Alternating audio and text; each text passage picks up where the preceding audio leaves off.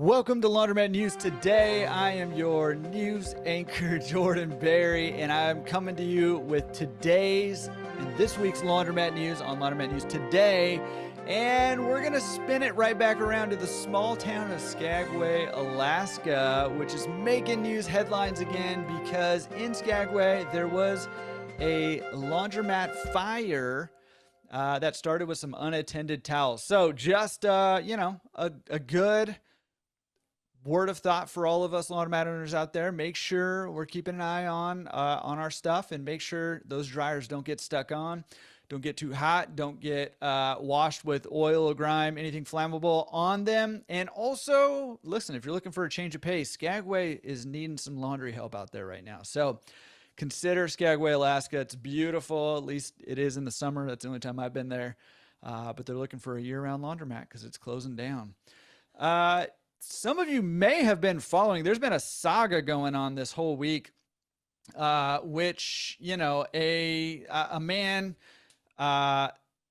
listen, he threw his life down the drain here, and he actually stabbed a laundromat employee over $15.34 of laundry that did not get finished in time in his mind.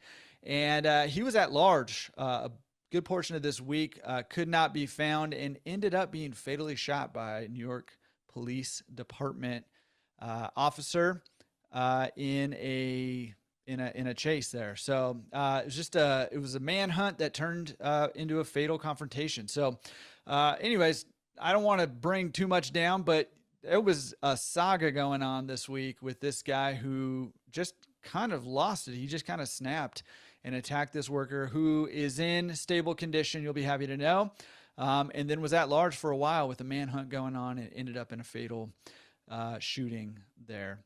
But let's get a little more positive here. I want to give a shout out to Cammie, who was featured in a Newsweek article. She was a nurse who ended up buying a laundromat. And I get asked all the time, hey, is it still viable to buy a laundromat today? Is it still a good business to be in? Well, guess what? Cammie bought a laundromat and she tripled her income from her nursing job and is much happier and is working on her own time. That is what it is all about. That's the power of what laundromats can bring to you. So shout out to Cammie, who also has a TikTok channel. You can go check out her stuff going on there. Big news out of Wascamat. They just introduced a new 200G hard mount machine that's got touchscreen controls. So those touchscreens are running rampant in our industry right now. Love it. Think it's great. And check out the Wascamat machines that they have just coming out with that they claim is their toughest machine yet, and including touch control technology. So we are finally catching up with the iPhone of, 15 years ago or something, and bringing a touchscreen to the laundry industry. Multiple manufacturers are now producing that, and that is only a win for us laundromat owners and our customers. Speaking of manufacturers, Alliance is at it again, purchased another distributor, Alliance Laundry Distributor in Salt Lake City, Utah. So Alliance is still gobbling up their distributors left and right. What is going on there? Well, I am not privy to that knowledge, but I think it's something that we need to keep an eye on as some of the manufacturers are starting to own the entire process from the manufacturing to the distribution to the financing and now franchising also.